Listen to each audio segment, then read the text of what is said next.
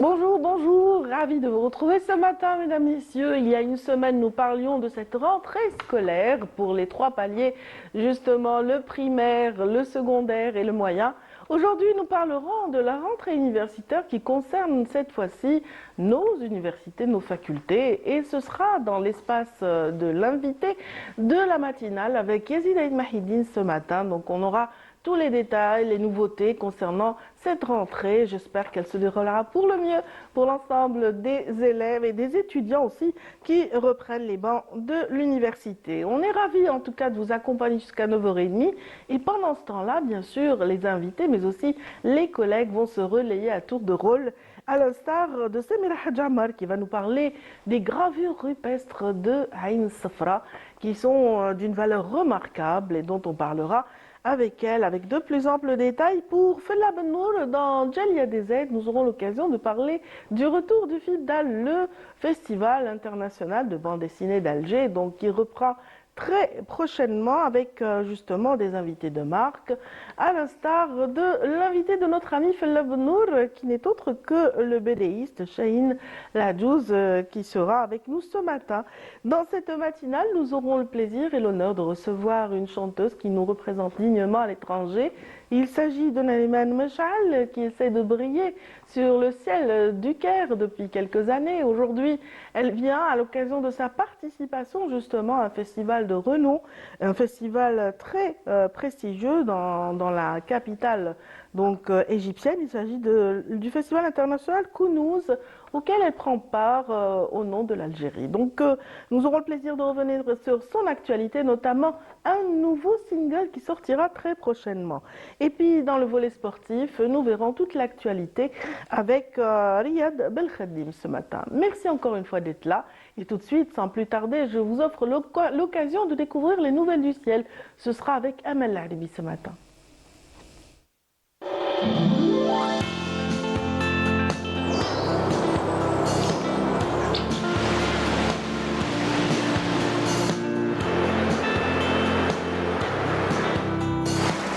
موبيليس تقدم لكم الأحوال الجوية.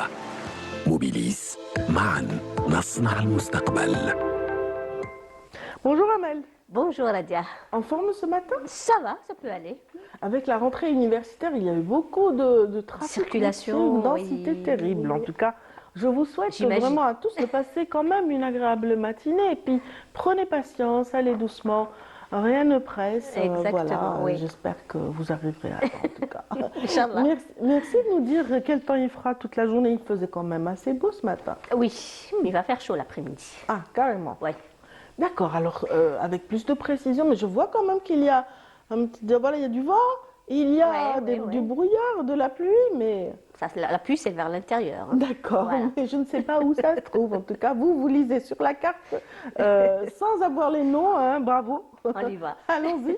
Merci Nadia. Bonjour à tous et bon réveil. Eh bien, pour aujourd'hui, le ciel se montrera dégagé, un peu nuageux, mais près des côtes, ouest, centre et est. Par contre, vers l'intérieur et le haut plateau, de l'ouest, le centre et l'est, eh bien, on aura des passages nuageux avec des orages qui peuvent engendrer quelques pluies par endroits durant la journée, excepté quelques brouillards aujourd'hui durant cette matinée sur les hauts plateaux du centre et l'est. La moitié sud, eh bien, on aura un ciel partiellement voilé vers l'extrême sud, le Ghat Tassili, le Sahara oriental avec des orages qui peuvent aussi donner quelques pluies par endroits. Des passages nuageux vers le sud-ouest avec probabilité d'orage durant la journée. Ailleurs, rien à signaler, le soleil s'en donnera à cœur joie. Et à noter des vents forts vers le Nord Sahara et les oasis qui vont engendrer des joints de sable instable et la visibilité risque d'être réduite vers ces régions. Donc soyez très très prudents. Côté température, eh bien, météo, Algérie prévoit un maximum de 34 degrés du côté de Relizane, Chlef Mascara, 30 à Tlemcen, 29 Alger, Naba, 26 degrés à Oran, 27 Djelfa, 24 Constantine, Sétif, Batna, 28 degrés à Al-Bayad, au sud 30 degrés à Biskra, 34 Gardaya, 36 à Béchar, 37 Tindouf, Tamanrasset et Janet, 41 Elizi, 42 degrés vers Adrar, 43 Insalah Timoumoun, également Ingezem et 44 degrés le maximum cette fois-ci à Borj Bedji Mourtar. La mer aujourd'hui, eh bien, elle se montrera plutôt agitée sur les côtes ouest et centre, également vers les côtes est, avec des vents qui vont arriver jusqu'à 50 km/h sur les côtes ouest et centre. Les vents seront de secteur nord-est sur les côtes ouest et est à nord-est également sur les côtes centre, et 10 à 20 km/h sur les côtes est, et les vents seront de secteur nord. On va faire un petit voyage cette fois-ci vers l'Amérique du Nord, où le temps restera partiellement voilé à Vancouver, Montréal, en Californie également, Dallas, Miami, des passages nuageux à New York, mais un ciel nuageux et pluvieux avec parfois des orages à Washington et Mexico. Le mercure affichera 16 degrés seulement à Vancouver, 22 Montréal, 19 New York, 25 à Washington, 27 en Californie, 32 degrés le maximum cette fois-ci, Miami et Dallas. Voilà, je vous retrouve tout à l'heure, juste après le journal télévisé de midi, et d'ici là, très très bonne matinée.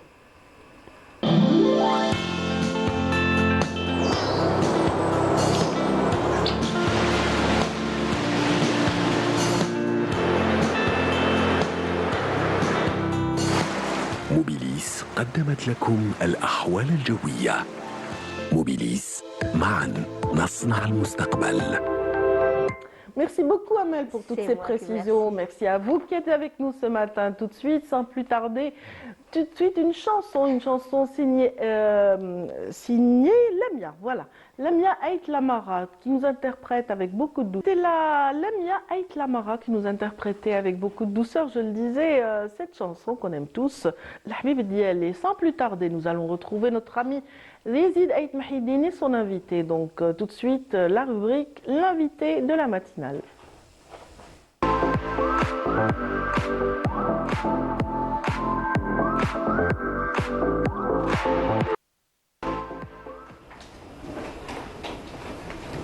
Bonjour Yazid. Bonjour Radia. Bonjour Radia, bonjour chers téléspectateurs. Donc nous recevons aujourd'hui M. Abdelkrim Harzallah, conseiller du ministre de l'Enseignement supérieur et de la Recherche scientifique. Donc la semaine dernière, il y a eu donc la rentrée universitaire. 1 800 000 élèves, donc étudiants, ont rejoint les bancs de l'université. Comment s'est déroulée cette rentrée universitaire? Une rentrée qui se veut une université connectée, branchée, ouverte sur le monde, numérisée. Comment ça s'est passé donc cette rentrée universitaire et puis ce passage d'un système académique et vers un système plus... c'est quand même un changement par rapport aux années précédentes. Il y a eu quand même un système assez dynamique par rapport aux années précédentes. Oui, effectivement. Bismillahir-Rahmanir-Rahim.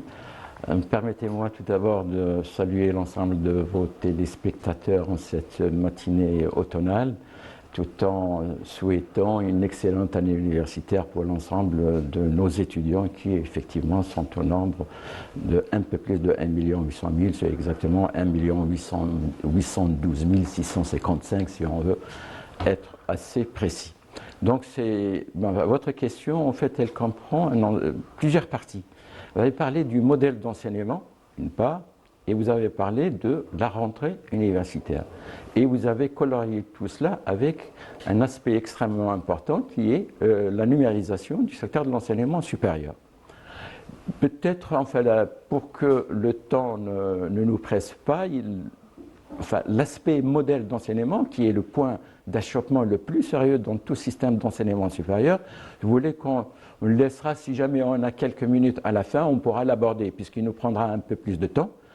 Et je vais donc aborder directement la deuxième partie de votre question qui concerne la rentrée universitaire. Effectivement, la rentrée universitaire, elle s'est déroulée sous de bonnes auspices, dans d'excellentes conditions.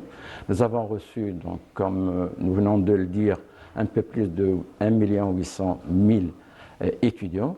Et un fait marquant, c'est que nous battons cette année le record en termes d'inscrits à l'université depuis l'indépendance du pays en 1962.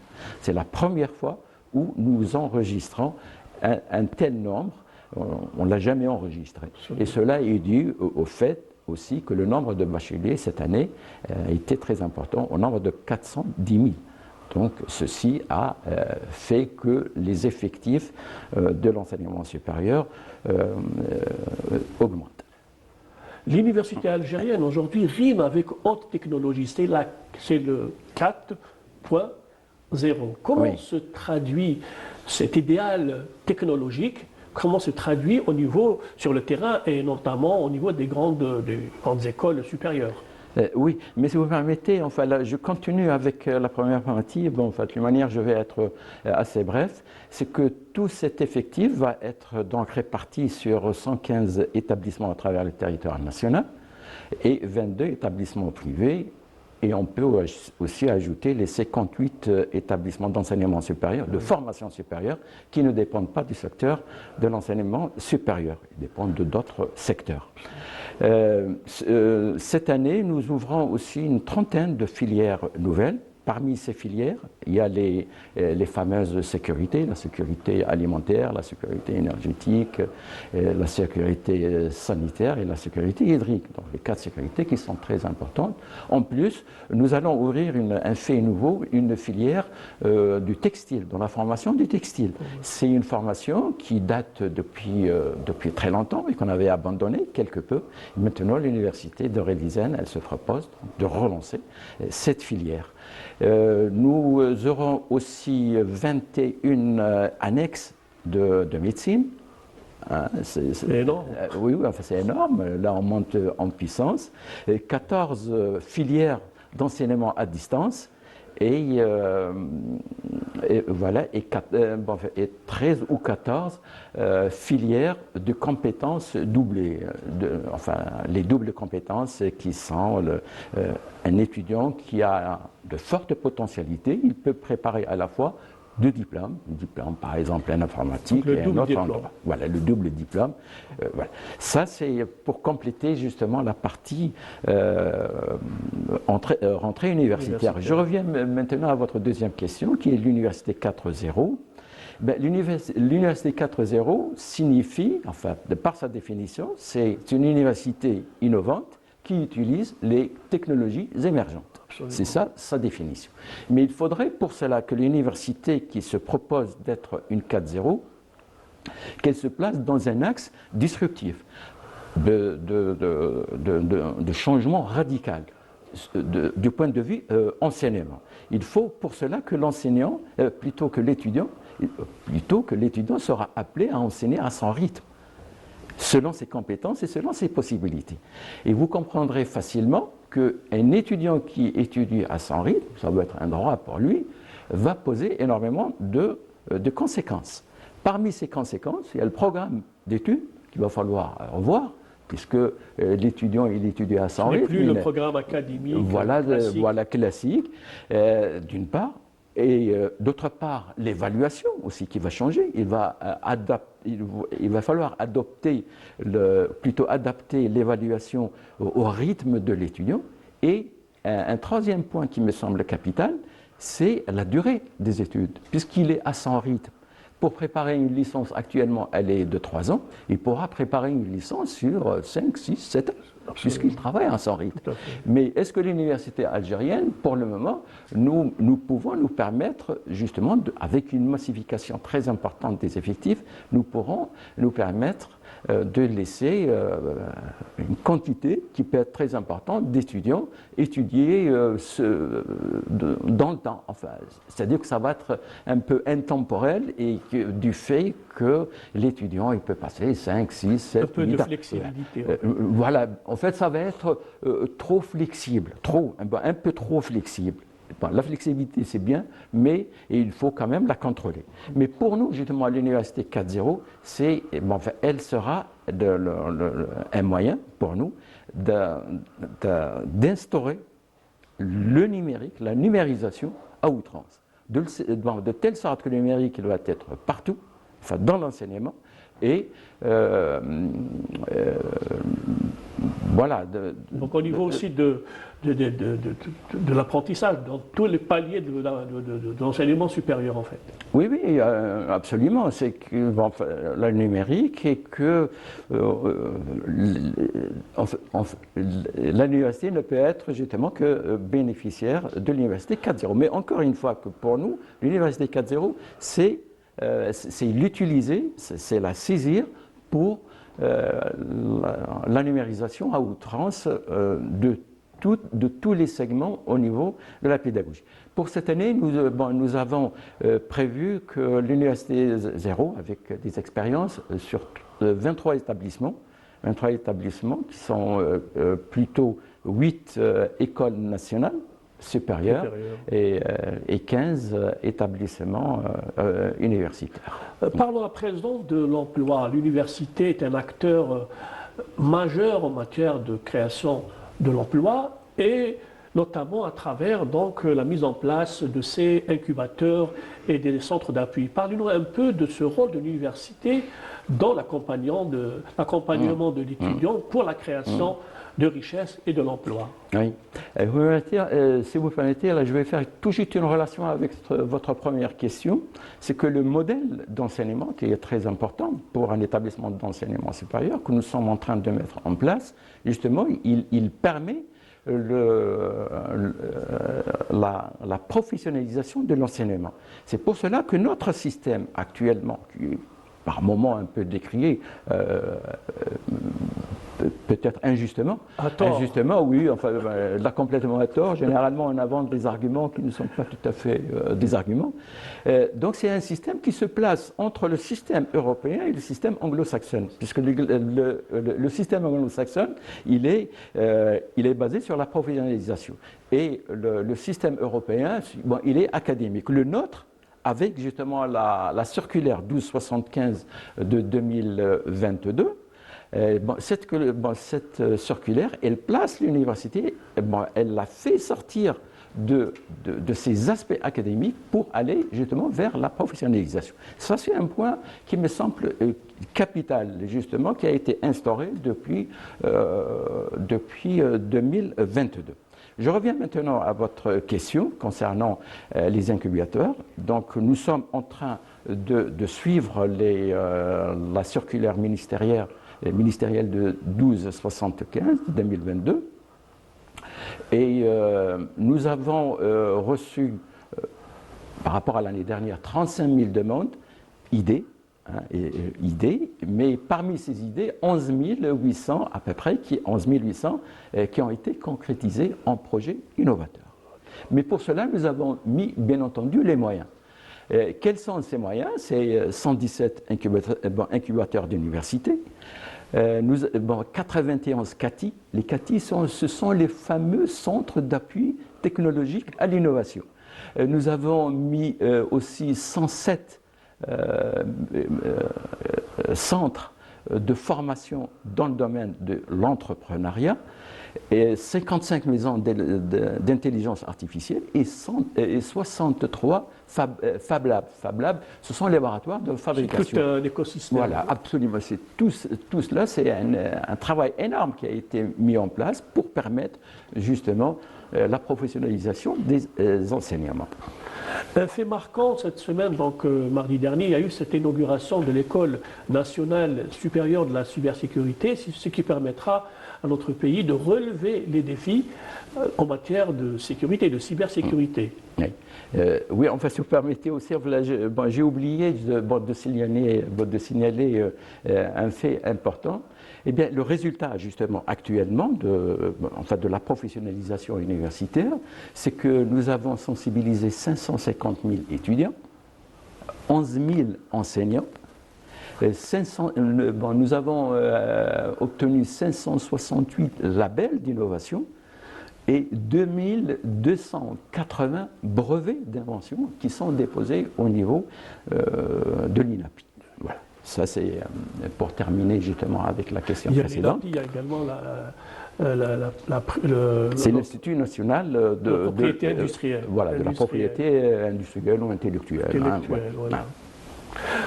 Maintenant, donc, en revenant à cette question par rapport à l'inauguration de l'École nationale supérieure de l'intelligence, de la cybersécurité, cette école contribuera à relever les défis en matière de cybersécurité. Oui, absolument. Vous avez parfaitement raison. Dans la mesure où la donnée de manière générale, elle est capitale justement pour un pays. Que ce soit au niveau micro ou bien au niveau macro. La donnée, la protection de la donnée est devenue un fait extrêmement important. D'autant plus justement que les cyberpirates sont très compétents. Ce sont des groupes très compétents, très mobiles. Ils suivent, ils sont à l'affût de toute donnée et ils peuvent à tout moment nous causer des difficultés majeures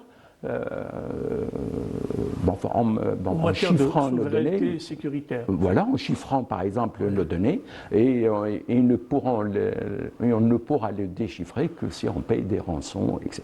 Là, ça, c'est très fréquent. Par exemple, au niveau des actuellement, au niveau de la campagne d'orientation passée au mois de juin-juillet, à l'INI de Oued-Smar, énormément d'attaques ont été recensées et déjouées. Au niveau du ministère, nous recevons tout le temps, toujours des attaques et avec nos moyens actuellement, nous arrivons à les déjouer. Mais avec les moyens actuels, les cyberpirates, comme je l'ai dit, ce sont des gens très compétents, ils n'hésitent devant aucun moyen. Il va falloir donc se prémunir de façon très solide. C'est pour cela qu'il y a eu l'idée, entre l'enseignement supérieur et le ministère de la Défense nationale, pour créer une école pour la formation des ressources humaines hautement qualifiées dans le domaine. Ces ressources humaines seront appelées soit à enseigner, soit justement à être versées dans le développement de logiciels, des logiciels de deux types en fait. Non seulement de la défense pour se défendre, mais aussi de préparer toute réponse à une attaque. D'anticiper en fait. Voilà, en fait c'est l'anticipation, donc c'est la défense et l'anticipation. Donc c'est une école extrêmement importante et elle vient de démarrer, attendons. Et pour terminer, donc nous avons cette info un peu pratique et utile pour les nouveaux bacheliers, notamment ces 3 applications dédiées à ces nouveaux bacheliers. Est-ce que vous pouvez nous en parler? Oui. 3 applications importantes, comme vous venez de le dire, qui permettent à l'étudiant de bien s'orienter, puisque l'étudiant, c'est pas l'étudiant, en fait, c'est le lycéen au début. Il n'a pas une connaissance de l'université, il n'a pas une connaissance des filières. Là aussi, c'est peut-être un point qu'il va falloir améliorer au niveau du lycée. Il va falloir peut-être faire des séminaires carrément pour les secondaires, pour les étudiants, plutôt pour les élèves qui préparent le baccalauréat, pour leur faire connaître réellement les filières qui sont enseignées au niveau de l'université. Mais en attendant, le ministère de l'enseignement supérieur n'a pas attendu justement à ce que l'éducation nationale, peut-être qu'elle a d'autres difficultés, il a construit 3 plateformes qui sont une plateforme pour permettre la lecture numérique et rapide et aisée de la circulaire d'inscription. L'étudiant, il donne sa moyenne et sa série de baccalauréat, on lui donne l'ensemble des filières qu'il peut suivre pour cette moyenne et cette série de baccalauréat. C'est la première. La deuxième, c'est les parcours professionnels. L'étudiant, il donne, il fournit une filière, par exemple, je veux suivre telle filière, quels sont les parcours professionnels la filière que j'ai choisie, elle mène vers tel ou tel parcours professionnel. C'est-à-dire, il va lui donner l'ensemble des parcours professionnels. Ça, c'est pour l'aider à l'employabilité. Et troisième, et j'en termine, c'est toujours dans le domaine de l'orientation, elle est basée sur l'intelligence artificielle. L'étudiant, il fournit plutôt le lycéen, il fournit, enfin le bachelier, il fournit la copie de son baccalauréat. Et le système, grâce à une intelligence artificielle, il va lui fournir justement là où les filières qui correspondent le mieux par rapport à son parcours secondaire, tout en lui précisant justement les taux de succès et d'échec pour sa future filière, si jamais il veut la suivre. Professeur Abdelkrim Hafzallah, merci d'avoir accepté notre invitation. Et nous passons directement vers un autre sujet concernant l'université, les nouvelles filières avec Badia Amarni. Je vous remercie. Coup d'envoi aujourd'hui de l'année universitaire 2024-2025 pour 1 800 000 étudiants. Une année qui sera basée sur les plateformes numériques et l'intelligence artificielle grâce aux réformes menées tout au long des années précédentes et qui ont donné leurs fruits à travers les différentes universités du pays et des centres de recherche scientifique. L'université algérienne donne la priorité entre autres à la qualité de la formation des étudiants et à la numérisation des espaces pédagogiques. L'université de demain formera des spécialistes en informatique, en cybersécurité et en nanotechnologie. La tutelle introduit plusieurs nouveautés cette année au profit des futurs étudiants, à savoir le suivi d'un cursus universitaire dans 2 spécialités différentes avec un seul bac, la mise en place d'applications qui reposent sur l'intelligence artificielle pour une meilleure performance dans la formation en plus de plateformes numériques à même de permettre aux étudiants de suivre leurs cours via Internet et en les préparant au monde du travail. L'université algérienne a franchi de grands pas en se transformant de simple lieu pédagogique en un véritable partenaire économique qui prend part au développement de l'Algérie. En termes de chiffres, 54 universités couvrent le territoire national, 116 centres universitaires, 40 écoles supérieures et 13 écoles normales supérieures des enseignants sont à répertorier à travers l'Algérie, en plus de l'université de la formation continue. Merci à Badia Amarni pour ce reportage qui met en relief justement les nouveautés en cette saison universitaire qui débute déjà, qui a débuté il y a quelques jours, mais aujourd'hui vraiment officiellement partout. Bonjour à Samira qui vient de s'installer. Bonjour Samira. Bonjour, ça va? Ça va. Alhamdoulilah. Très bien. Et toi? Oui, des souvenirs de l'entrée en fac? Non, aucun. Aucun. Tout s'était passé. Ok, j'ai pas de souvenirs, moi. Oui. Moi, je passais mon temps à courir. Moi, je sais que, voilà, il y avait tout le temps des courses effrénées pour arriver à temps à nos TD. Ça me revient encore. Mais on voit le plaisir aussi de boucler tout un cycle.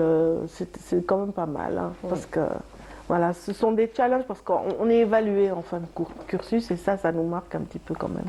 Les notes voilà. ou Non, en général, ce sont des travaux personnels hein, qui marquent la fin d'un cursus.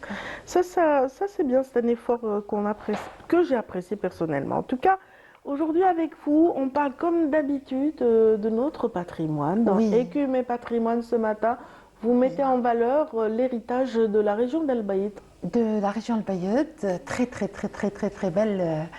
Il me manque encore des traits. Hein. Très belle région d'Algérie. C'est à 483 km, je suis précise, hein, 83,33 km d'Alger. On fait 6 heures par route. S'il y a un aéroport, on peut aller par avion, on peut aller par bus, on peut aller par taxi. Il faut y aller. C'est une très belle région. C'est une région, donc on va dire qui est du côté sud-ouest. Au sud-ouest d'Alger et qui dispose de plusieurs stations de gravures rupestres qui racontent notre histoire, qui racontent l'histoire de l'Algérie entre 6000 et 8000 ans avant notre ère.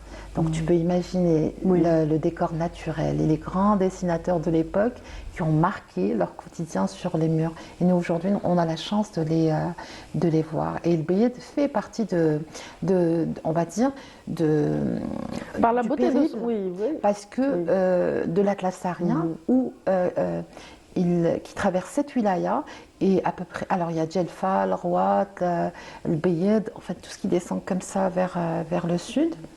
Et il y a énormément... La route du sel en quelque sorte. Oui, du sel, du poivre, du Oui. sucre. À l'époque des trocs.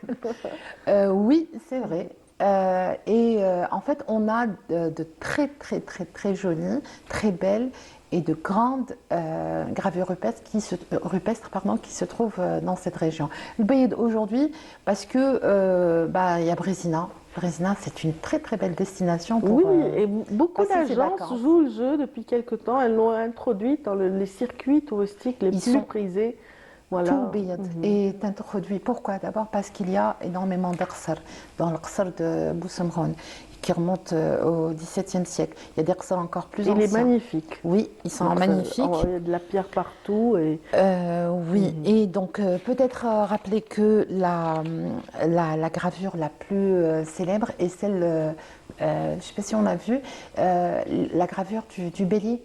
Elle est sur un billet de banque, il me semble. Elle est sur un billet de banque. De toute façon, même Algérie Post a fait des timbres. À chaque fois, il y a une émission de timbres, et depuis des années, hein, je ne pourrais pas dire l'année exacte, sur les gravures rupestres ou le patrimoine culturel algérien. Ça, c'est clair. Bon, Donc, on espère qu'on la verra dans un petit instant. le bélier, c'est le plus célèbre. Il n'est pas loin du village Louidel. Il mesure 1,50 m. Et il a été classé, et c'est peut-être le plus célèbre. Sinon, il y en a un qui est assez mystérieux, énigmatique, c'est celui de la gravure du scorpion géant. Pourquoi cette gravure est mystérieuse? C'est parce que le scorpion mesure 6 mètres. C'est beaucoup.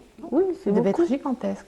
C'est à se demander si cet être a vraiment existé ou c'est l'imaginaire de ce dessinateur de cette époque qui était impressionné par ces bêtes, hein, parce que des fois, voilà, le subconscient nous dicte des idées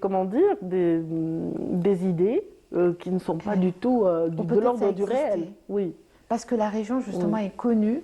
Il y a eu plus d'une quarantaine d'espèces d'empreintes de dinosaures qui ont été retrouvées depuis 1982. Il y a eu bien sûr des découvertes auparavant, mais... Même des ossements. Des ossements, il y a des sépultures, il y a des grottes. Ça renseigne en fait sur la région et l'importance de la région en fait.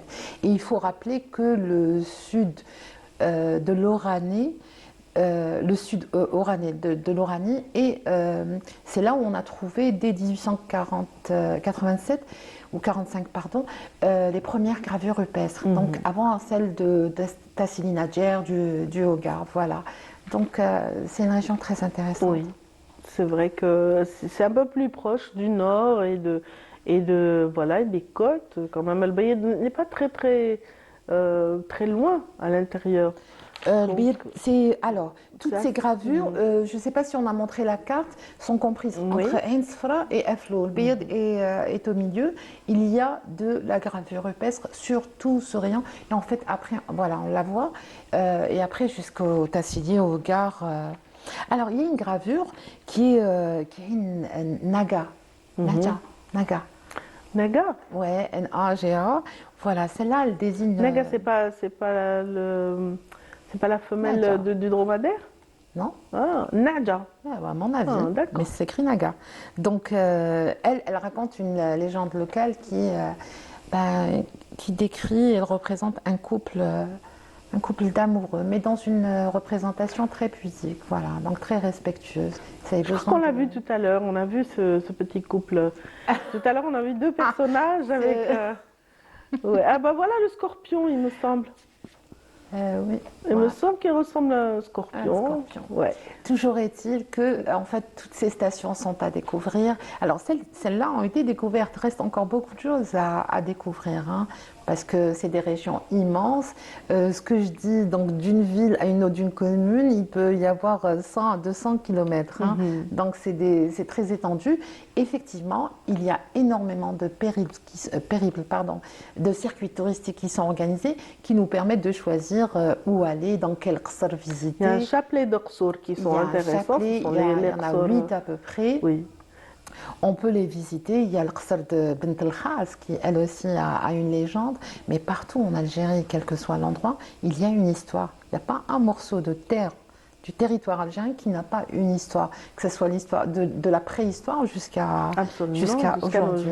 Donc, mais en fait, l'attraction principale, il me semble que c'est quand même Brézina, qui présente un relief assez particulier, des canyons aux couleurs chatoyantes, aux couleurs rougeâtres qui plaisent aux aventuriers. Ouais. Mais c'est parce que c'est la plus connue. Oui, absolument. Mais sinon, mais après, les escales culturelles sont tout aussi belles. Il y a pareil. Comment Je dis les escales culturelles sont tout aussi belles, effectivement. Oui, mais absolument, je suis d'accord. Brézina est une très belle région. Mais il y a d'autres régions encore plus belles qui n'ont pas été encore découvertes par les touristes et les visiteurs algériens, les touristes étrangers et visiteurs algériens. Donc, oui, absolument. Très bien. Bon, en tout cas, est-ce que vous avez déjà été à El Baïd Je suis passée. Personnellement aussi, j'ai fait Boussemroun. Mais c'est pas suffisant. J'ai aimé, mais c'est pas assez. Il faut faire plusieurs séjours. Ouais. Et les gens sont très Les accueillants. orientalistes aimaient beaucoup cette région. Hein. Certains se sont même arrêtés à El Baïd. Oui, il y a eu un périple des orientalistes à partir d'Alger, en passant par Boussaada, al Rouad, ils sont allés à Ardaya, ils sont allés jusqu'à Tamanrasset. Ain Safra, exactement. Il y en a eu partout. Il y a eu des Anglais, des Belges, il y a eu des Américains aussi qui sont passés. Oui. On ne peut pas ne pas être fasciné par les couleurs de l'Algérie et ses paysages, mais aussi par ses habitants. Et donc, ils ont eu besoin d'abord d'écrire et ensuite de les peindre. Merci beaucoup, Samira. Je pense que donc, le Baïd est une très belle destination pour découvrir les stations des gravures rupestres. Enfin, il y en a tellement, je ne pourrais pas, des centaines, peut-être des milliers. Oui, pour celles qui n'ont pas été encore découvertes. Voilà, on peut se retrouver dans des villages qui racontent tout plein d'histoires. On peut aussi s'imaginer le temps des dinosaures, parce qu'il y a les empreintes existent. Il y a aussi une dorsale qui avait été découverte dans cette région d'El Baïd. Il y a un musée qui a été créé justement pour abriter tous ces vestiges qui remontent à la préhistoire, comme ces gravures dont on vient de parler ce matin. Exactement. Exactement. Il y en a beaucoup. Il y a beaucoup de villages, beaucoup de communes. Il y a à peu près 8 ressorts. Tout est à voir, les sources d'eau, les oasis. Il y a la Zawiya Tijaniya, il y a la Zawiya de Hajj Hammer, il y a Sidi Hammer à découvrir aussi. Là, il y a la ville coloniale. Peut-être rappeler que la ville coloniale a été créée à partir, c'était un poste militaire, en 1852, et que les gens se sont toujours, les habitants, les Algériens sont toujours révoltés, notamment il y a eu la révolte des Ouled Chir et tous leurs alliés, toutes les tribus alliées, et que El Baïd compte 17 cimetières uniquement pour les Chouhada, uniquement pour les martyrs de la guerre. Et il y a eu à peu près 200 batailles. Il y a eu à peu près 200 batailles et affrontements avec contre le colonisateur français. Donc c'est une région qui a une grande histoire et cette histoire remonte jusqu'à la préhistoire et jusqu'à aujourd'hui. Oui, absolument. Ces histoires de résistance sont d'ailleurs très bien racontées dans des villages tels que Mourara, Fouqani ou Tahtani, donc qui racontent justement toutes ces belles résistances qui honorent justement nos aïeux et dont les histoires doivent être racontées absolument, qui sont à découvrir. Voilà, en régie on nous dit aussi, on souligne, c'est Ziad Mehdil qui nous dit que le rôle de Sonatrach a été très très important dans la découverte de certains vestiges qu'on retrouve à El Baïd. Donc il y a un centre de recherche de Sonatrach qui contribue justement à mettre en valeur tout cet héritage préhistorique. Et rappelez que Sonatrach dispose d'une fondation dédiée à tout ce qui compte. Donc ils aident, ils protègent, ils créent des choses, ils font des événements et ils soutiennent tout ce qui est en rapport avec, pratiquement pas que, mais tout ce qui est en rapport avec surtout le Sahara, le désert, et toutes les wilayas qui sont dans le désert. Voilà. En tout cas, Delbayed, on va monter un petit peu au nord, Oui, si vous le permettez, bien sûr. Samira, pour parler de Béjaïa. Baissez de rideau, justement, sur le Ah, fait. c'est fini. Les déjà. journées cinématographiques On n'est pas parti. sont déjà terminées, on n'a pas profité, Non. mais il y en a qui étaient sur place, qui ont profité un petit peu des projections, notamment celles qui ont eu lieu au niveau de la Cinémathèque de Béjaïa, qui joue un rôle très important lors de ces rencontres cinématographiques auxquelles ont pris part de nombreux cinéastes chez nous. Alors, c'est Mouniac qui était sur place justement et elle nous décrit un peu plus dans ce reportage la cinémathèque de cette région. La cinémathèque algérienne de Béjaïa, vieille de plus d'un siècle, subissait l'effet du temps. Il était plus que nécessaire d'établir une réhabilitation des lieux et une rénovation complète de cette bâtisse. On a essayé de redonner une bonne allure à la salle en injectant des concepts modernes comme la lumière, la texture et le revêtement de sol. Concernant les grandes lignes, oui, on n'a rien touché. Mais concernant la menuiserie, on a essayé d'injecter des produits modernes qui répondent aux exigences actuelles comme l'isolation phonique et thermique. Les travaux ont été établis en un temps record pour pouvoir être prêts à l'un des rendez-vous phares de la ville de Béjaïa, les rencontres cinématographiques de l'association Project Hertz. Lors de la visite de Madame la ministre au mois d'avril, le 18 avril, avec M. Loueli de la wilaya de Béjaïa, elle a donné des orientations. Elle a donné des orientations à nous et à l'entreprise et au bureau d'études, de telle sorte qu'on ne prive pas. On ne prive pas les jeunes de l'association de projecteurs, puisqu'ils ont quand même un rendez-vous qui est un rendez-vous incontournable sur la scène culturelle au niveau de la wilaya de Béjaïa. Les gens doivent bien comprendre qu'on a travaillé jusqu'à 10 heures tardives, jusqu'à minuit. Et chaque jour, c'est du non-stop. Et une fois qu'on termine, on termine avec les rencontres cinématographiques. L'avancement des travaux a atteint les 80%. Il reste encore quelques lieux à réhabiliter, mais la cinémathèque est complètement fonctionnelle pour accueillir le public en grande salle, le cas des RCB.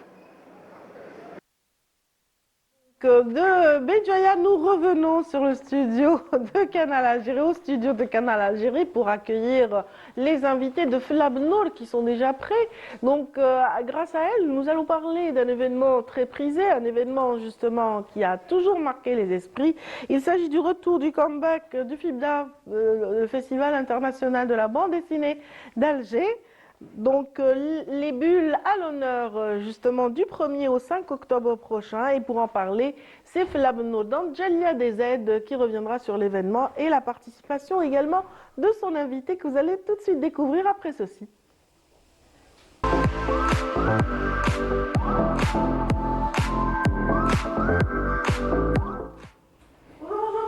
Bonjour Adia. Ça va et vous? Bien. Vous avez passé un bon week-end? Oh oui, ça va, relativement bon. En tout cas, voilà, on est tous tout oui donc pour découvrir un peu ce que vous avez à nous raconter et surtout la personnalité que vous nous présentez ce matin. Merci Radia. Bonjour à tous. Ce matin, à travers l'univers de la bande dessinée, on va plonger dans un parcours particulier d'un BDiste autodidacte, Chahine Ladjouz. Bonjour. Bonjour, merci de m'avoir invité. Merci à vous d'avoir accepté notre invitation. Avec plaisir. Ça fait 8 ans que vous n'êtes pas venu en Oui, ça fait 8 années, oui, effectivement. C'est les retrouvailles?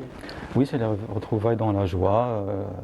Puis c'était la nostalgie qui m'avait poussé à revenir ici parce qu'à un certain moment, on ressent le besoin naturel de revenir là où on a fait ses premiers pas. Comment c'était ces retrouvailles? Très bonne franchement. Des amis, la famille, voilà. Et puis j'espère revoir d'autres amis, Inch'Allah, sur le FIBDA. Voilà. Justement, le FIBDA, c'est une des raisons de votre présence en Algérie. Donc vous participez à cet événement international qui va débuter le 1er octobre au niveau de l'esplanade de Riyad el-Fath. Donc vous arrivez avec un programme. Quel est le programme? Alors normalement, si je ne me trompe pas, il y aura des conférences et puis il y aura aussi des ateliers qui sont avec des cours qui sont dispensés un peu partout, soit sur l'esplanade de Riyad el-Fath, soit comme dans mon cas à l'école des Beaux-Arts d'Alger, où je donnerai normalement une conférence sur la façon de faire une comic book cover. une couverture de bande dessinée comique. Ça a l'air passionnant, donc oui, on sera au rendez-vous normalement. Donc pour revenir sur votre parcours, Chérine, donc la BD, c'est comment? C'est un hasard? Vous êtes architecte de formation? Je suis architecte de formation. Vous étiez même major de promo, c'est ça? Proposé à l'excellence. Proposé à l'excellence.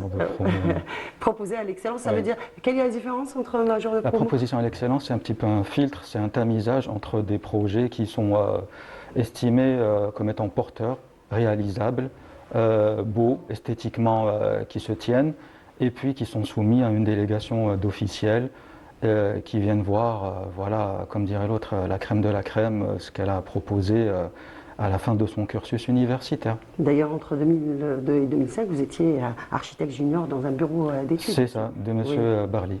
Voilà. Vous résidez de l'autre côté de la rive. Oui. Comment vous vous êtes retrouvé dans la BD? Alors la BD pour moi ça a été toujours, à la base je ne savais pas du tout dessiner, hein. C'est tout simplement par, on va dire, envie, pour ne pas dire jalousie, parce que j'avais un camarade qui dessinait super bien et je voulais faire comme lui. Donc j'ai commencé à dessiner et par la suite c'est devenu une passion. Donc même si j'ai par la suite été, on va dire, orienté vers l'école polytechnique d'architecture et d'urbanisme, l'EPO, je n'ai jamais perdu de vue ma passion pour le dessin, pour la bande dessinée, bien sûr. Et la première BD, elle est devant nous d'ailleurs, oui, c'est Raïs Hamido. Oui. Raïs Hamido. Déjà, vous étiez, c'est une BD qui a marqué votre parcours. C'est ma toute première BD, c'est un pied à l'étrier dans le domaine de la BD, entre guillemets, professionnelle. Je dis entre guillemets parce que je ne m'estime pas encore professionnel à l'époque, hein. Parce que quand on revoit son travail toujours en tant que professionnel avec un œil critique, ce qui nous saute aux yeux, c'est toujours les défauts. Je dis, elle vous a marqué parce qu'elle vous a valu le premier prix du FIBDA en 2000. Exact. 2010, c'était 2010. Ouais. 2010. 2010. Oui. Et donc, c'est quoi le contenu exact de Raïs Hamido? Vous parlez d'un personnage, de l'histoire. Quel est le public ciblé pour ce genre de BD? Le public ciblé est essentiellement, je pense, adolescent, hein, même si bien sûr c'est ouvert à tout le monde, hein, à tous les curieux ou amateurs. On peut la montrer, hein, oui, bien BD sûr. si voilà, je vais la tenir comme ça, histoire d'être cadré. Et puis c'est un récit qui est plutôt fantasque, héroïque fantasy. Hein, d'ailleurs le scénario c'est monsieur Selim Zerdani qui l'avait écrit.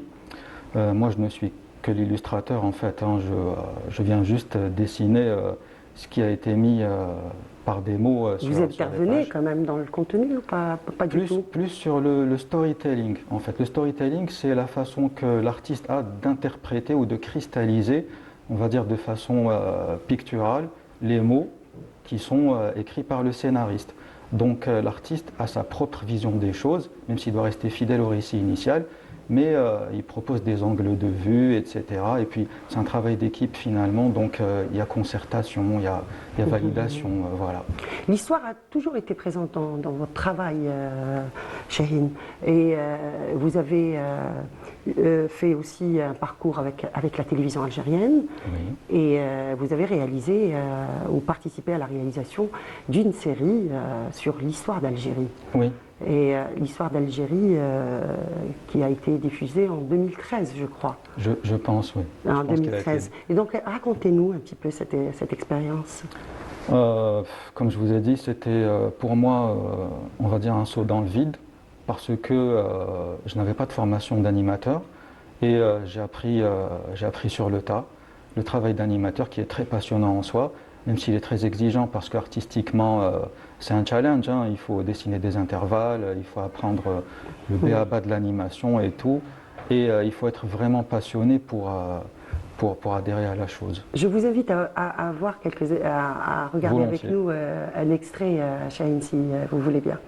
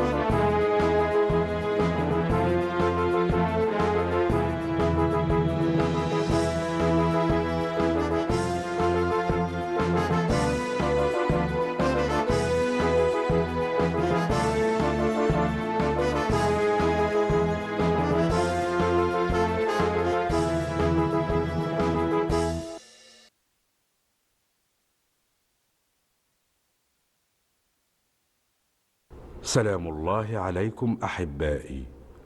أدرك أنكم تجولتم يوما في ربوع الجزائر وصادفتم آثارا وأطلالا، فتساءلتم لمن هذه يا ترى، ولأي مدينة كانت، وأي حضارة مرت من هنا، وهل رحب بها أهلها أم قاوموها؟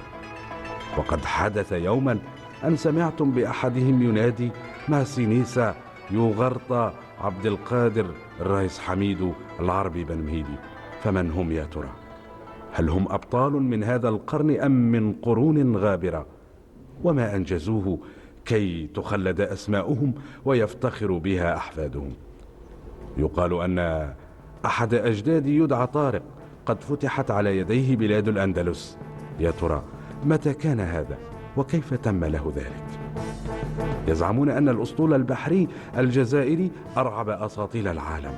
هذه مزحة، هي حقيقة أم خيال؟ وما سر ثورتنا التحريرية الكبرى التي تغنى بها الشعراء Voilà, donc Chérine, c'est quand même une belle expérience. Oui, c'était une belle aventure, bien sûr.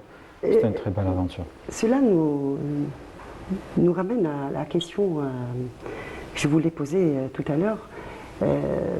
Quel est le rôle de la bande dessinée, du dessin animé dans cette transmission de la mémoire? Parce que là, on parle de personnages historiques, oui, de l'histoire d'Algérie. Quel est le rôle de cet art? Je vous dirais comme toute forme d'art, vous savez, l'art a différents visages, différentes formes, et son rôle primaire, c'est d'apporter soit une information, qu'elle soit une émotion ou une véritable information, et dans ce cas, c'est une information historique. Et son but, je pense que c'est la vulgarisation, si vous voulez, pas dans le sens péjoratif, du savoir, de l'histoire, pour intéresser les gens, pour susciter de l'intérêt chez les jeunes générations, connaître leur histoire, qui est un héritage culturel énorme et très important, et toucher un maximum de public possible. Il y a à faire, en plus. Bien sûr, bien sûr. Beaucoup d'inspiration. L'histoire d'Algérie est très riche, donc il y a du travail à faire, en tout cas, dans ce sens. En attendant, vous avez fait aussi un travail sur le conte africain, avec une grande boîte américaine. Qui s'appelle Papanzounou, c'est ça? Le conte de Papanzounou. Alors c'était avec M. Djilali Biskri et Narcisse Youmbi. Ça s'est fait ici à Alger. Ça s'est fait à Alger Ça s'est fait à Alger, chez le studio de M. Djilali Biskri. Et nous avions commencé à travailler sur le pilote qui avait été projeté au FIBDA de 2011, je crois. Et c'était... voilà, le titre c'était Papanzounou contre l'Afrique. Voilà. Et le thème en fait c'est tout simplement un personnage qui se balade dans toute l'Afrique et qui raconte aux jeunes générations, on va dire, un conte qui est endémique ou emblématique d'un pays africain. Voilà. Justement, c'est toute l'Afrique qui est mise en avant et oui, sa richesse. Exactement, oui. Vous avez tenu aussi à le souligner à travers vos travaux. La BD occupe quelle place actuellement, d'abord en Algérie, et qu'est-ce qu'il y a lieu de faire pour développer encore plus ce créneau artistique? Alors, pour répondre à votre première question, je vous dirais que, comme vous l'avez souligné, ça fait 8 ans que je n'ai pas été ici en Algérie, donc je pense que je n'ai pas un œil assez objectif pour vous dire ce qui se passe actuellement en Algérie. Je n'ai pas le vécu, le cordon ombilical a été un petit peu coupé pendant 8 ans, mais moi, de ma période, c'est-à-dire avant 2016, et au cours des FIBDA, j'ai remarqué, et je pense que ça sautait aux yeux de tout le monde, qu'il y avait un lectorat, que les gens étaient intéressés et que les gens étaient encore plus fiers quand c'était des Algériens qui réalisaient ces bandes dessinées, quand ce n'était pas juste des bandes dessinées qui venaient, je ne sais pas, d'outre-mer ou outre-continent. Hein, voilà. Ça a beaucoup évolué. J'espère. En tout cas, on voit beaucoup de titres, on voit, et bien sûr le doyen des BDistes, Slim est là pour prouver que la BD est aussi une histoire qui fait partie de l'histoire d'Algérie. Vous avez travaillé aussi pour le compte d'une grande boîte américaine, Aspen Comics, et diffusé la production sur une célèbre plateforme de films, pour ne pas la citer. Donc là aussi, c'est un saut, mais pas dans le vide cette fois-ci. Le saut dans le progrès et le développement. C'est un challenge. C'est à chaque fois, vous savez, une bande dessinée, pour moi, c'est à chaque fois, c'est un challenge. Un challenge parce que vous êtes appelé à être au diapason, on va dire, artistique avec tout ce qui se fait actuellement. Il faut être bon, il faut être même très bon. Et donc, juste d'un point de vue artistique, c'est toujours un challenge.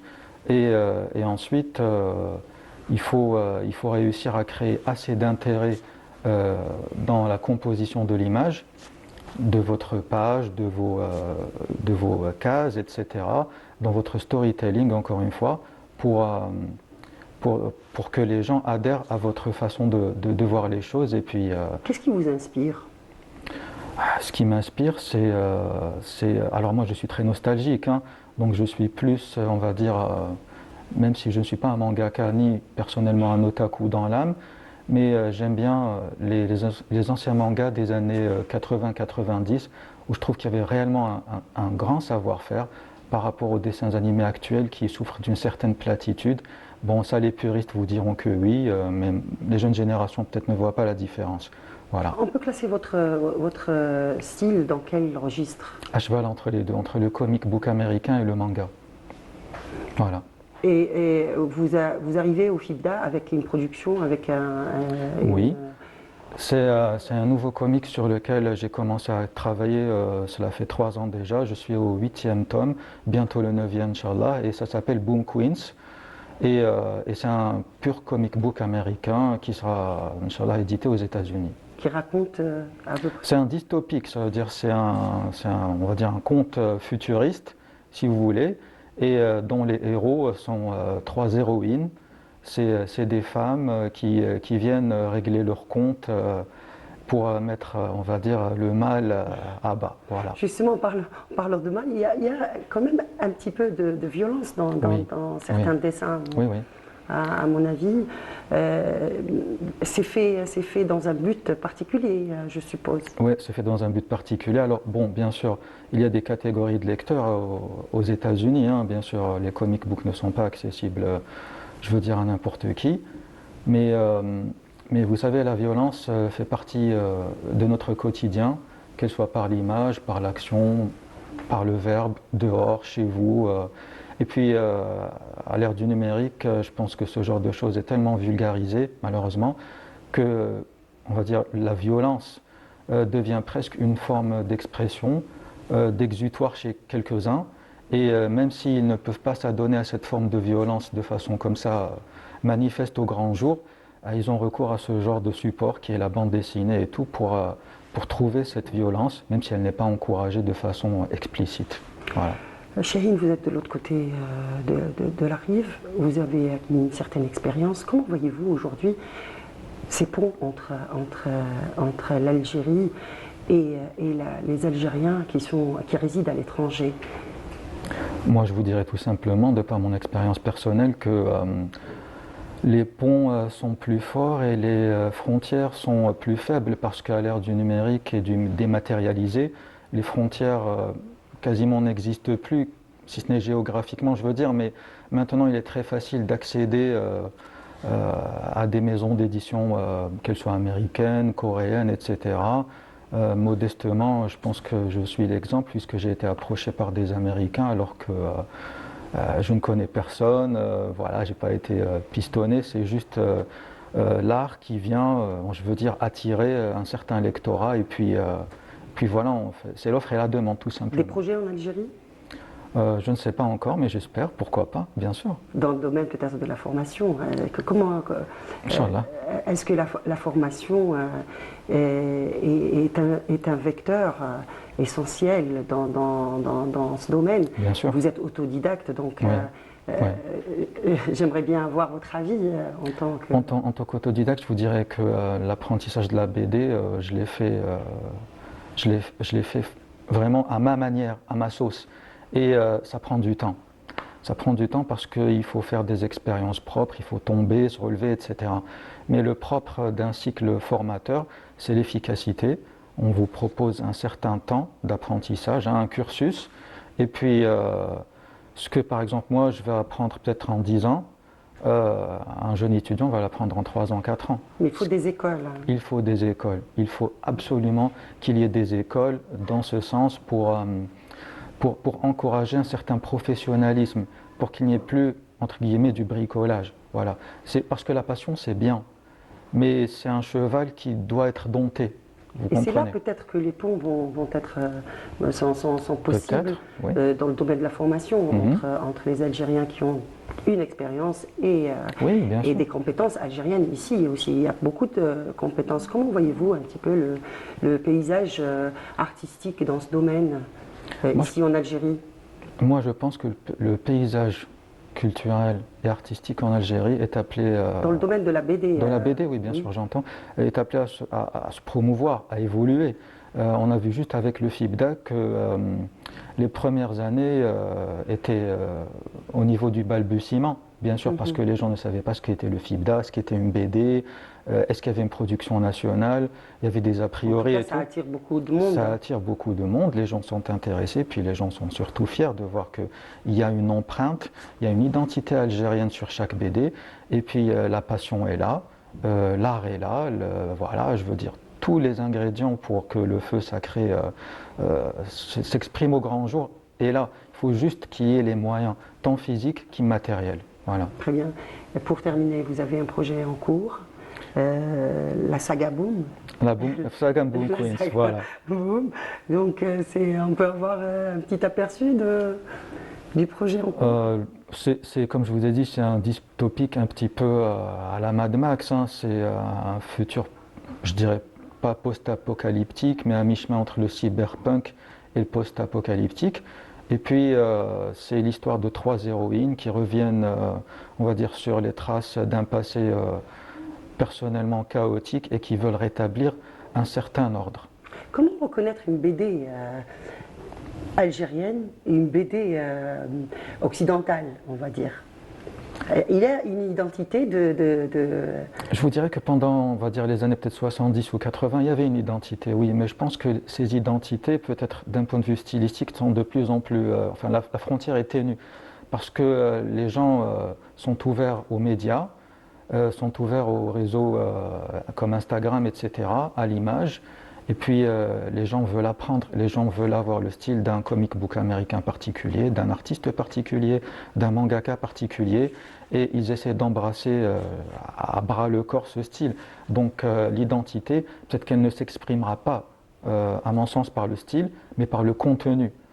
On va dire d'un point de vue socio-culturel, refléter la culture et la société algérienne, ou tout simplement l'histoire à travers ces grands personnages. Quelle place occupe la BD dans le paysage de l'entrepreneuriat culturel? Moi je dirais que la BD en général peut être un tremplin pour mettre sur le devant de la scène peut-être cinématographique. On a vu récemment avec les grands blockbusters Marvel, DC, etc. Qui attirent beaucoup de personnes et qui à la base n'étaient que des bandes dessinées. Maintenant ça touche un énorme public et puis ça s'étale au grand jour sur la toile et je pense que c'est un filon qui est de plus en plus exploité. C'est un support. Merci beaucoup, Chahine. C'est moi qui vous remercie. C'était passionnant, ça nous donne envie en tout cas, n'est-ce pas Radia, d'aller faire un petit tour au FIBDA le 1er octobre. Je rappelle que c'est le 1er octobre. C'est du 1er au 5 octobre. Voilà. Donc merci pour encore une fois. Merci à vous. À très bientôt. Inch'Allah, merci beaucoup. Merci à Abdellah et à son invité, justement, elle vient de vous le dire, du 1er au 5, la bulle à l'honneur, donc dans les rues d'Alger, et bien plus particulièrement dans des lieux qui sont déterminés. En général, c'est le Palais de la Culture, non? Entre le Palais de la Culture et Riyad El Fath. De Riyad El Fath. Depuis des années, c'est sur l'esplanade. Très bien, parce que des fois, ils partagent voilà, leurs équipes sur les deux lieux. Donc, en tout cas, voilà, il faudra profiter du 1er au 5 si vous êtes fan d'un titre en particulier, d'un dessinateur en particulier. Vous aurez l'occasion justement rêver de rencontrer tous vos idoles. En tout cas, on est très ravis de vous proposer tout de suite une belle chanson qui est le fruit d'une collaboration, d'une fusion ô combien belle entre le groupe Imzad et Kader Japonais et qui a été tournée dans le grand désert algérien. Voilà, la beauté de Janet va tout de suite vous séduire. C'est parti.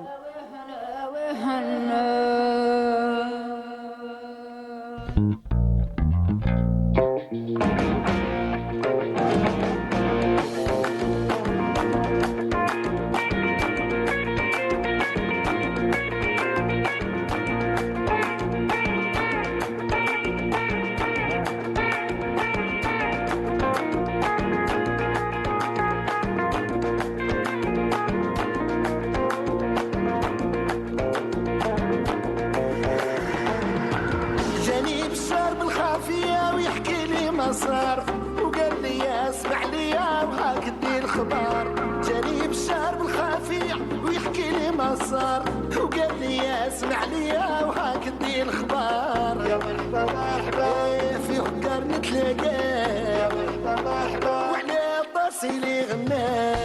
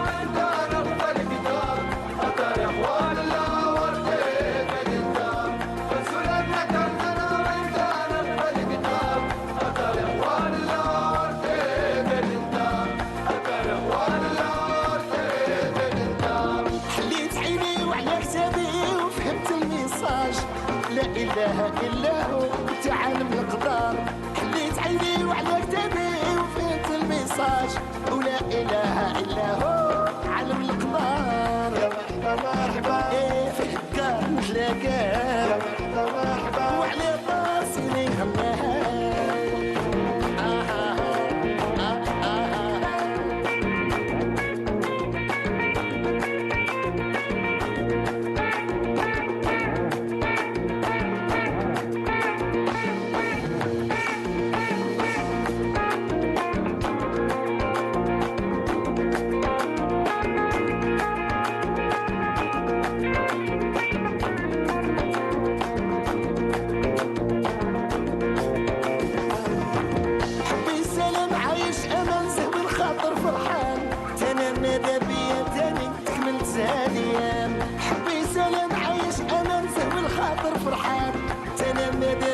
تاني تكمل ثانيا يا مرحبا مرحبا في هكار نتلاقى يا مرحبا مرحبا وعلى طاسي لي غناو وسحوا النوال كرنا نغرس ويا في دمار سوسا يوم النسان أكلنا الأركوك انت نغران وقد نسيل الزهر يرون شو الناس غلان وقد نسيل الزهر يرون شو الناس غلان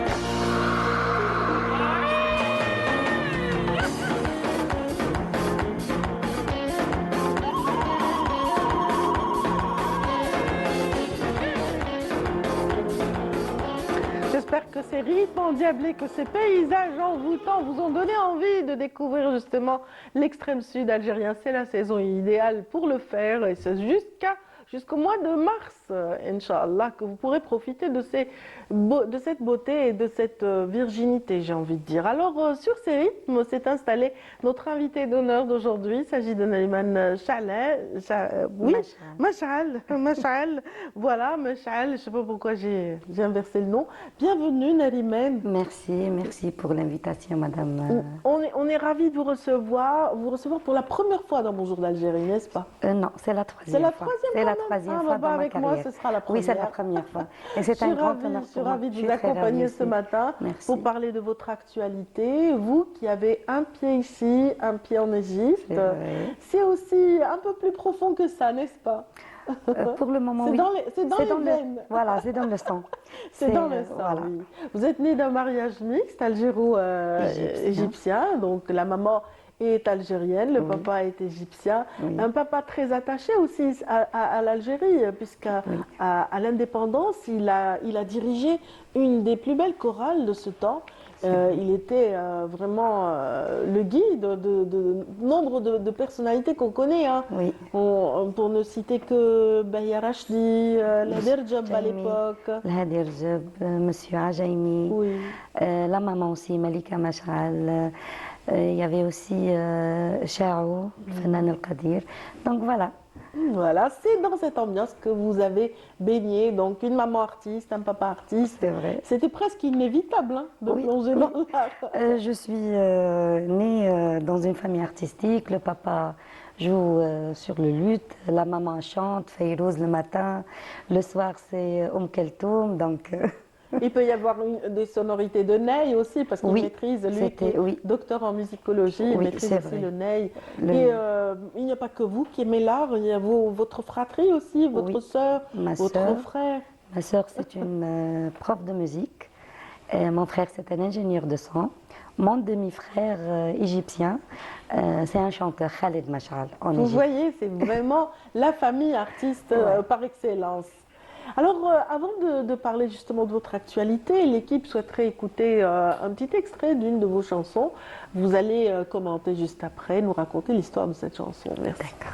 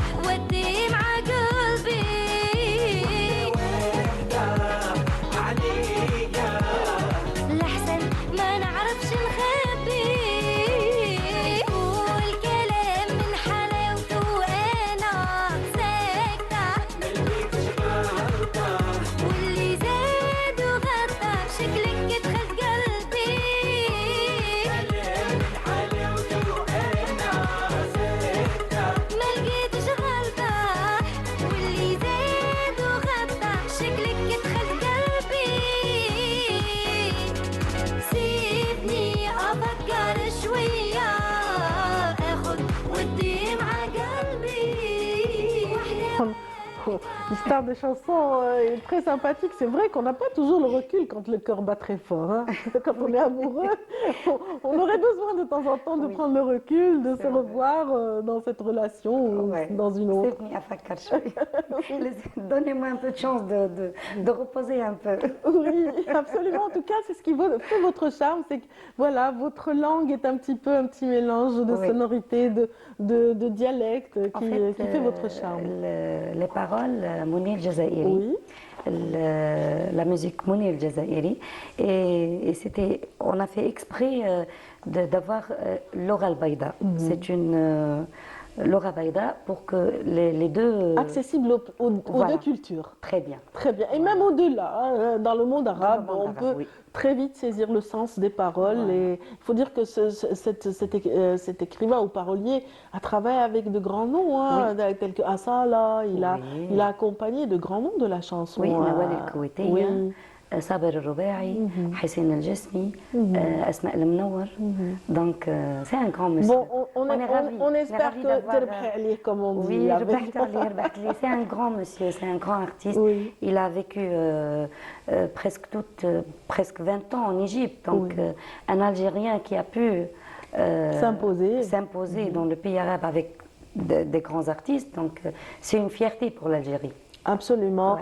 Vous aussi, vous allez bientôt nous honorer sur les planches d'un festival très prestigieux, le Festival international Kounouz du Caire, donc Kounouz l'Ibda' Douali. Donc Kounouz qui accueille vraiment la crème de la crème des artistes qui évoluent dans différents pays. Voilà. Oui, et aussi des candidats, presque de tous les pays arabes. En fait, cette fois-ci, c'est la 8e édition. La 8e édition. Et voilà, vous avez participé aussi à la précédente.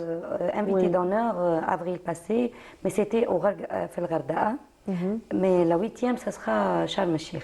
Très bien. J'espère en tout cas que le public aimera tout votre répertoire, parce que vous allez monter sur scène. Là, on est en train de préparer une nouvelle chanson qui va donner un peu l'image de Nariman Machar en tant qu'algéro-égyptienne. Et j'espère... Voilà, c'est une chanson que vous interprétez avec un talentueux chanteur irakien, n'est-ce pas? Non. Pas le duo, non, donc vous allez vous parler d'une autre chanson, d'accord. Une autre chanson, c'est Paroles Musique, Sofiane Laichi. Le Mouazza, c'est Monsieur Kadi. Et bien sûr, le producteur artistique et mon manager, Monsieur Sid Ali Akloul. Très bien. Voilà. Qu'on salue ce matin s'il nous suit. Sûr, alors en tout cas, vous allez monter sur scène très prochainement lors de ce festival. Il faut dire que vous avez donc en préparation aussi ce duo avec un chanteur irakien. Oui. Et ce n'est pas le premier duo. On vous a vu sur scène en 2012, il me semble, avec Jolti dans une chanson très émouvante. Oui, en 2009. Oui. 2009 avant. Et vous avez récidivé. Et on a refait un autre duo, c'était en 2020. Et dans mon album, mon propre album, qui était les paroles et les musiques de toutes mes chansons, c'était avec le grand chef d'orchestre et maestro Toufiq Amer, que je lui salue. Il y avait Cheb Safi Skikdi, qui a fait 2 duos avec moi, et j'en ai fait un duo avec Toufiq Amer. Non, avec Cheb Tariq, voilà. Cheb Tariq, et c'est très sympathique en tout cas, la chanson met en relief vos capacités vocales.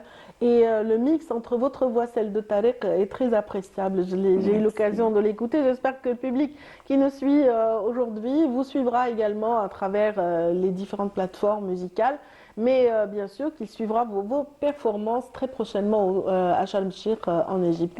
En tout cas, on a été ravis de vous recevoir. Naliman, le temps passe vite dans une matinale. Oui. Mais peut-être que vous aurez l'occasion de revenir sur votre événement au retour et avec la sortie aussi du single. Voilà, Inch'Allah. Merci infiniment. Donc c'était Nariman Machal qui nous a fait le plaisir d'être là avant son départ, son envol pour Sharm el-Sheikh à l'occasion du festival international Kounouz. C'est en Égypte. On a été ravis de vous recevoir. Je suis très ravie. Merci beaucoup. Merci Canal Algérie. Et je voulais faire juste un tout petit coucou. Allez-y, un petit coucou. C'est permis, bien sûr. Les Algériens qui vivent à Berlin. Oui. Et précisément pour Monsieur Mustafa. Et كل الجالية الجزائرية اللي متواجدة في كل الوطن العربي وخارج الوطن وداخل الوطن. On dira كل اللي يحبوك. كل اللي يحبوني. Bien sûr, ma famille, maman. Très bien. ربي يطول عمرها. En tout cas, Madame Machal, on se fera un plaisir aussi de parler de votre parcours qui est pas mal aussi. En tout cas, on a été ravis ce matin. Merci, madame. Et bon vent pour cette participation. Et sans plus tarder, je vous invite à suivre un groupe aussi très apprécié par la jeune sympathique groupe Day ce matin dans Bonjour d'Algérie. Et sans plus tarder, on va donner la parole à Riyad Belkhadim pour l'actualité sportive juste après ceci.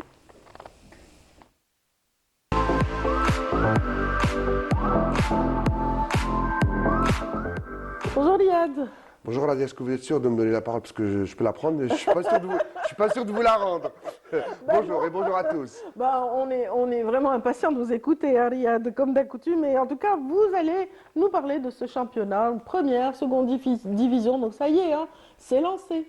C'est lancé, même si beaucoup d'équipes n'ont pas encore trouvé leur régime et leur rythme de croisière. On a joué ce week-end, ça a commencé jeudi, et puis ça s'est allongé jusqu'à vendredi et samedi pour la Ligue 1 et la Ligue 2. On va commencer avec la Ligue 1 et les résultats de cette deuxième journée. Une journée complète, hein, sans match reporté, il n'y a pas eu de coupes africaines. On va regarder d'abord les images de ce derby de l'Ouest avec le retour de l'espérance de Mostaganem après 25 ans d'absence en Ligue 1 et on voit les images. Mostaganem qui a mal commencé avec l'ouverture du score pour le MCO en fin de première partie à la 41e minute du jeu grâce à Yuba Rib.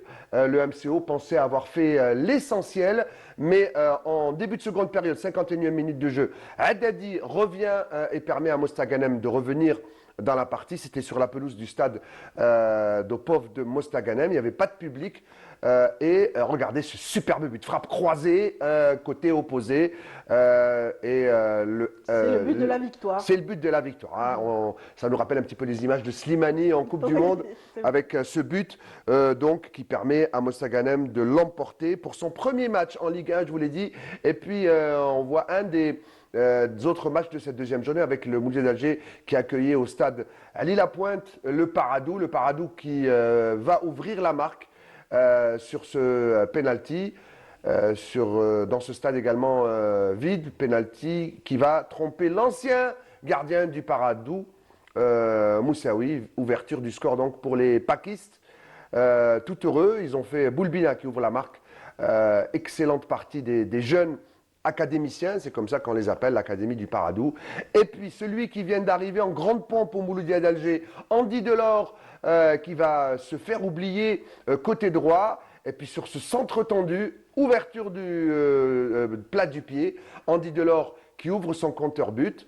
On va pas faire trop de pub, mais il aime bien marquer son entrée. Il va prendre alors pour ceux qui savent, une manette de jeu vidéo et il va s'amuser un petit peu. C'est un clin d'œil aux supporters. Voilà, tic-tic, voilà, j'ai marqué. Et Andy Delors qui ouvre son compteur but avec le Mouloudia d'Alger. Il y avait également un autre stade qui a accueilli une très belle affiche. C'est le premier derby kabyle. On va voir les images dans quelques instants. On va donner le temps à la script de caler ce match. C'est JS Kabylie Olympique d'Arbou. Superbe match également. Regardez ce stade.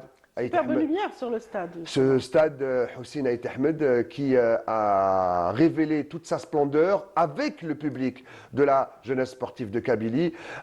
Beaucoup de commentaires dans les réseaux sociaux ont montré ces images et on écrivait: ce n'est pas Dortmund, ce n'est pas la Bundesliga, ce n'est pas l'Italie, c'est pas l'Angleterre, c'est un stade algérien de première division. Le public des Canaries était là à la hauteur. Et on voit ces images, il y avait même des familles, des femmes qui sont venues assister à ce match. Le stade était de tout de jaune vêtu, avec ce tifo, 1946, naissance de la JSK.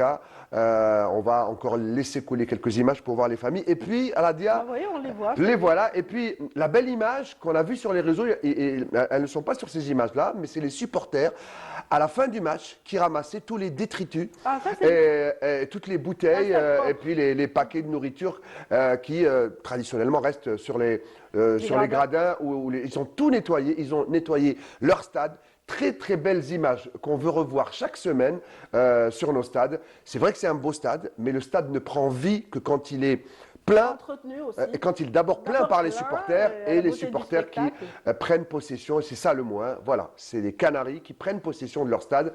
Alors c'est de bon augure pour le derby. Le grand classico, ce sera mardi prochain, la JSK qui va recevoir le Mouloudia d'Alger au stade Aït Ahmed de Tizi Ouzou.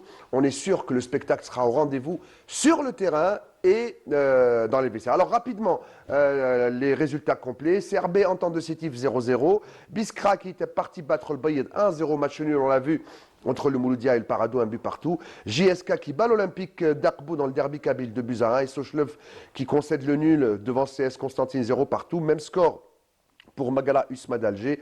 La GSA aura encore un nul à domicile face à Khenchela, un but partout. Et puis on l'a vu, Mostaganem qui bat dans le derby oranais le MC Oran, 2-1 au classement. Le Paradou et l'entente de Sétif sont en tête avec 4 points. On va passer rapidement à la Ligue 2. On va voir les images d'un match, celui d'Al-Harrach qui est en tête de son groupe centre-est.